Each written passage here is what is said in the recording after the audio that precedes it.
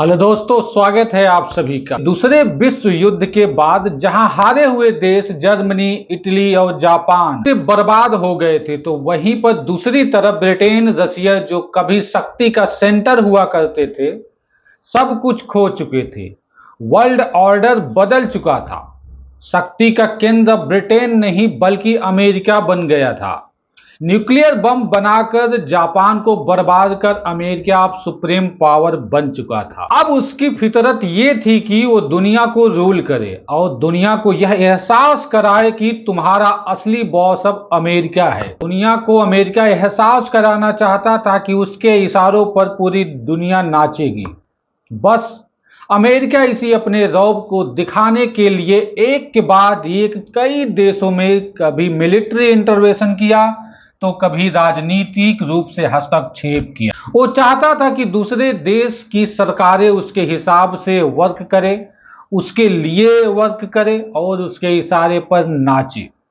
1955 में उसने south east Asia के एक छोटे से देश वियतनाम पर मिलिट्री अटैक कर दिया। इंटरेस्टिंग बात तो ये थी कि वियतनाम से उसकी कोई जाति दुश्मनी नहीं थी।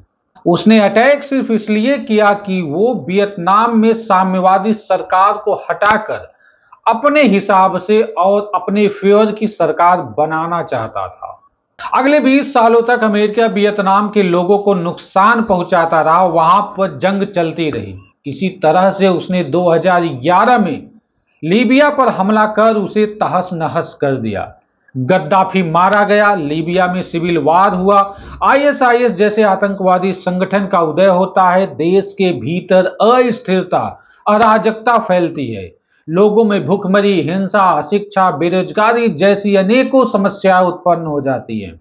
लीबिया आज भी इन सभी समस्याओं से ग्रसित है। आईएसआईएस जैसे आतंकवादी संगठन आज पूरी दुनिया के लिए संकट बने हुए हैं। इसी तरह से 2001 में अमेरिका ने अफगानिस्तान के अंदर अपनी सेना के साथ घुस जाता है और अलकायदा के साथ युद्ध शुरू कर वहां की तालिबानी सरकार को हटा देता है। 20 सालों तक वहां भी दोनों देशों के बीच में खूनी जंग चलती रहती है। इस युद्ध की वजह से लोग बेघर हो गए, भूखे नंगे रहने लगे। अफगानिस्तान में इसका असर इतना ज्यादा हुआ कि लोगों में अराजकता, अस्थिरता, हिंसा, लूटपाट, अपहरण करना, महिलाओं के साथ दुर्व्यवहार करना, यही सब होने लगा।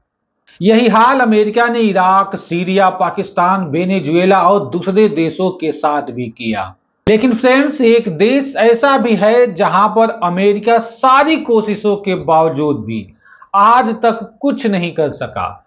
अमेरिका ने ईरान को अस्थिर करने के लिए सालों से लगा हुआ है। उसने पूरी फोर्स लगा दी है, एक के बाद एक प्रतिबंध लगा के उसे झुकाने की कोशिश की है, लेकिन ईरान अमेरिका के घुटने पर नहीं झुका है। सिर्फ ईरान ही इकलौता ऐसा देश है जिसने अमेरिका को एक बार नहीं बल्कि हर बार हराया है। ईरान ने हर बार अमेरिका का रौब और उसकी इज्जत को मिट्टी में मिला दिया है। इसीलिए अमेरिका ईरान को अपना सबसे बड़ा दुश्मन मानता है और उससे हमेशा खींचता रहता है। आज के इस वीडियो में हम अमेरिका और ईरान के बीच में विवाद को डिटेल में समझेंगे और जानेंगे कि आखिर दुनिया का सुपर पावर अमेरिका हर बार एक छोटे से देश ईरान से किस तरह से हार जाता है। दोस्तों, इस सिलसिले की शुरुआत होती है सेकेंड वर्ल्ड वॉर के दौरान। आप जानते ही हैं कि ईरान अपने स्ट्रेटेजिक लोकेशन और प्राकृतिक संसाधनों की वजह से रूस और ब्रिटेन की नजर में शुरू से ही बना रहा था। हर किसी की नजर ईरान के लोकेशन पर और उसके प्राकृतिक संसाधनों पर थी। लेकिन जब सेकेंड वर्ल्ड वॉर के दौरान ईरान की नजदीकियां जर्मनी के साथ बढ़ने लगी तो रूस और ब्रिटेन को यह अच्छा नहीं लगा और उसने ईरान के ऊपर हमला कर दिया। उस हमले में ईरान को भारी नुकसान होता है। यह नुकसान इतना ज्यादा था कि ईरान उससे उबर नहीं सका। लोगों को खाने पीने की दिक्कतें होने लगी, उनके पास दवाइयां नहीं रह गई। तो सिर्फ यहीं पर अमेरिका को ईरान के अंदर घुसने का एक मौका मिल जाता है। इसके बाद अमेरिका ईरान की हेल्प के नाम पर फूड, मेडिसिन और दूसरी बेसिक चीजें ईरान में भेजने लगता है। अमेरिका को लगने लगा था कि ऐसा करके वह ईरान के ऑयल को हथिया लेगा। ऑयल की बात आई है तो मैं आपको ये बता दूं कि साल 1908 में ब्रिटिश की एक एंग्लो पर्शियन ऑयल कंपनी ने ईरान के अंदर एक बहुत बड़े ऑयल रिजर्व को ढूंढ निकाला था। उस वक्त के जितने भी शक्तिशाली देश थे, वो चाहे ब्रिटेन हो या रसिया या फिर अमेरिका, हर किसी को सिर्फ ईरान का वह ऑयल रिजर्व देख रहा। वे देश ईरान के ऑयल रिजर्व पर अपने साथ अपने मुताबिक उससे डील करना चाहते थे। उस ऑयल रिजर्व के लेकर ब्रिटिश गवर्नमेंट ने ईरान के साथ एक डील किया था। उस डील के मुताबिक उस ऑयल को सेल करने से जितना भी प्रॉफिट होता था उसका 80% लगभग ब्रिटिश गवर्नमेंट को जाता था, जबकि सिर्फ 16% ही ईरान को मिल पाता था। इससे हुआ क्या कि ईरान के लोगों को ब्रिटिश से नफरत होने लगी। सेकेंड वर्ल्ड वॉर के बाद ब्रिटेन और रसिया जो ऑलरेडी ईरान में घुस चुके थे, उनके लिए यह था कि वे ईरान को छोड़कर अपने देश से वापस लौट जाएंगे। लेकिन ब्रिटेन के लिए ईरान के ऑयल को छोड़ना इतना आसान नहीं था, क्योंकि ईरानी तेल से ब्रिटेन को जबरदस्त का फायदा हो रहा था। जो इंडस्ट्रीज थी ब्रिटेन के अंदर वो सारी ईरानी ऑयल पर डिपेंड हो चुकी थी और वह उस ऑयल को लगभग फ्री में ही ले रहा था। उस वक्त ईरान में पहलवी राजवंश का शासन हुआ करता था। वहां के राजा मोहम्मद रजा शाह पहलवी ने 1949 में ईरान में नया संविधान लागू कर दिया।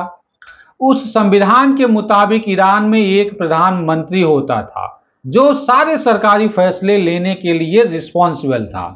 प्रधानमंत्री मोहम्मद मोसाद्दिक ने 1952 में तेल की कंपनियों का राष्ट्रीयकरण कर दिया, यानी कि जिस ईरानी तेल को निकालकर उसे सेल करने का काम ब्रिटेन की ऑयल कंपनी कर रही थी, वह सारा काम अब ईरानी सरकार करने लगी थी। इससे हुआ ये कि जो फायदा अभी तक ब्रिटेन उठा रहा था वही फायदा अब ईरान को होने लगा था। ब्रिटेन के हाथ से जब यह ईरान का ऑयल निकल गया तो वह ईरानी प्रधानमंत्री के खिलाफ मोर्चा खोल देता है और इसमें उसने अमेरिका को भी साथ ले लिया। इसके बाद अमेरिका और ब्रिटेन दोनों ने मिलकर ईरान के अंदर चुनी गई सरकार का तख्ता पलट कर दिया और उसका का सारा कंट्रोल जो था वह राजा मोहम्मद रजा शाह को दे दिया। फिर क्या था, राजा मोहम्मद रजा शाह अमेरिका के इशारों पर नाचने लगा था। इससे अमेरिका का ईरान में लॉटरी लग गई। अमेरिका अपने हित में ईरान के अंदर वहां के राजा शाह से सारा काम करवाने लगा। ईरान के राजा का अमेरिका के इशारे पर इस तरह से नाचना आम जनता को बिल्कुल अच्छा नहीं लग रहा था, तो वो अपने ही राजा का विरोध करने लगे। समय के साथ वह विरोध इतना ज्यादा और उग्र हो गया कि उसको कंट्रोल करने के लिए आर्मी लगाने की नौबत आ जाती है। दोस्तों, उस वक्त ईरान में एक मौलवी हुआ करते थे जिनका नाम था अयातुल्ला रुहल्ला खुमैनी। इनका संबंध हिंदुस्तान से ही था। वो भी अपने राजा के फैसलों के विरोधी थे, स्पेशली वे फैसले जिनसे पश्चिमी रीति रिवाजों को ईरान में लागू किया जा रहा था। जो ईरानी राजा था वह अमेरिका के दबाव में ईरान के अंदर वेस्टर्न कल्चर को बढ़ावा दे रहा था। वेस्टर्न कल्चर में शराब पीना, महिलाओं का छोटे कपड़े पहनना, डांस करना, बाहर जाकर मौज मस्ती करना, ये सब इतना ज्यादा अंदर तक घुस गया था कि वहां के जो इस्लामिक धर्म गुरु हुआ करते थे वे सभी राजा से नफरत करने लगे, क्योंकि वहां के जो धर्म गुरु थे इन सब चीजों को इस्लाम धर्म के खिलाफ मानते थे। लेकिन उसका राजा इन सभी चीजों को, इन सभी रीति रिवाजों को ईरान में खूब फैला रहा था। खुमैनी को जनता के विद्रोह के रूप में राजा के खिलाफ एक अवसर दिख जाता है। बस फिर क्या था, खुमैनी ने जनता के इसी गुस्से को राजा को हटाने के लिए इस्तेमाल करने लगा। अब खुमैनी राजा के खिलाफ भड़के विद्रोह को और भी भड़काने लगा। इससे विद्रोह और भी बढ़ने लगा। साथ ही अमेरिका के खिलाफ ईरानी लोगों का नफरत भी बढ़ने लगा था। रजा शाह ने अपने खिलाफ उठे विद्रोह को कुचलने के लिए विद्रोहियों को जेल में भरना शुरू कर दिया। अपनी फोर्सेस से लोगों की हत्याएं करवाने लगा। इसका नतीजा यह हुआ कि विद्रोह की आग और भी स्पीड के साथ चारों तरफ फैलने लगी, जिसे शांत करने का दम रजा शाह में तो बिल्कुल नहीं था। इस वजह से उसने विद्रोह का नेतृत्व करने वाले इस्लामिक धर्म गुरु खुमैनी को ही देश निकाला की सजा दे दिया और उसे इराक भेज दिया। लेकिन इराक जाने के बावजूद भी खुमैनी सरकार के खिलाफ अपनी आवाज को उठाता रहा।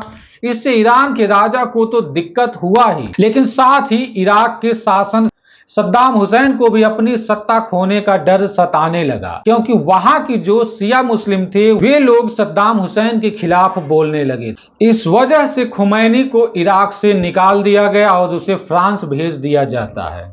फ्रांस में भी खुमैनी रुका नहीं, वह अपने समर्थकों से ईरान के सत्ता के खिलाफ विद्रोह लगातार करवाता रहा। दोस्तों, इसी बीच अमेरिका को लगता है कि अगर यह विद्रोह सफल हो गया, राजा के साथ ही उसे भी हटा दिया जाएगा।